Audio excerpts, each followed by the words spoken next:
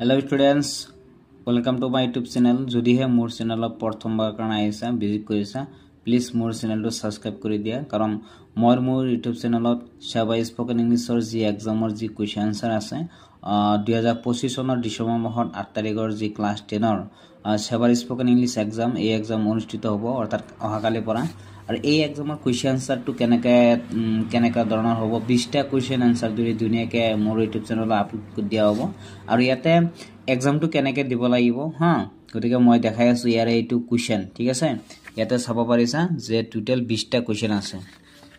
এটা 20টা কোৱেশ্চন আছে আৰু এই কোৱেশ্চনৰ আনসাৰটো আমি দুনিয়াকে দিব লাগিব কাৰণ ইয়াতে যদি 20টা কোৱেশ্চনৰ আনসাৰ ভালকে শুদ্ধ কৰি দিব নোৱাৰা তেনেহলে কিন্তু তোমালোকে ফাইনাল এক্সামত কিন্তু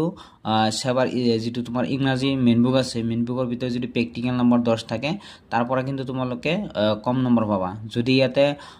10টা কোৱেশ্চন শুদ্ধ হয় তেনেহলে কিন্তু 10ৰ ভিতৰত তোমালোকে 5 নম্বৰ পাবা আৰু যদি 20টা কোৱেশ্চন শুদ্ধ হয় তেনেহলে কিন্তু তোমালোকে 10 নম্বৰ পাবা আৰু যদি তোমালোকৰ ধৰিলো 18টা কোৱেশ্চন কাৰেক্ট হৈছে তেতিয়ালে কিন্তু 9 নম্বৰ পাবা আৰু যদি 16টা কোৱেশ্চন কাৰেক্ট হৈছে তেতিয়ালে কিন্তু 8 নম্বৰ পাবা ঠিক আছে গতিকে তোমালোকে নিজে চিন্তা কৰা কিমান গুৰুত্বপূৰ্ণ তোমালোকৰ এইটো এক্সামত তোমালোকে 9ত এক্সাম দিছা ক্লাছ 10ত এক্সাম দিছা হাইভেলিত হেতু ইমান মানে মেজৰ নহয় কিন্তু এইটো এক্সামত যদি তোমালোকে ফেইল কৰা মানে কম নম্বৰ পোৱা তেনেহলে কিন্তু ফাইনালত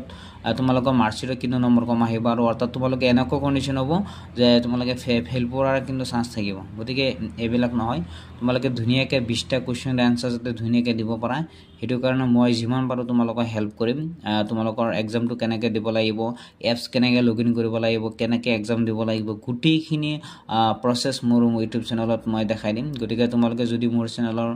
ফাৰ্স্ট টাইমৰ কাৰণে আহিছা চেনেলটো সাবস্ক্ৰাইব কৰি দিয়া আৰু মই যিমান পাৰো অতি সোনকালে এই কোৱেশ্চনৰ যি সমাধান এনসাৰখিনি মই ধুনিয়াকে ওলাই দিম তোমালোকে মোৰ চেনেলটো ফলো কৰি ৰাখা ঠিক আছে সাবস্ক্ৰাইব কৰি ৰাখা আৰু নোটিফিকেশনটো অন কৰি ৰাখা ধন্যবাদ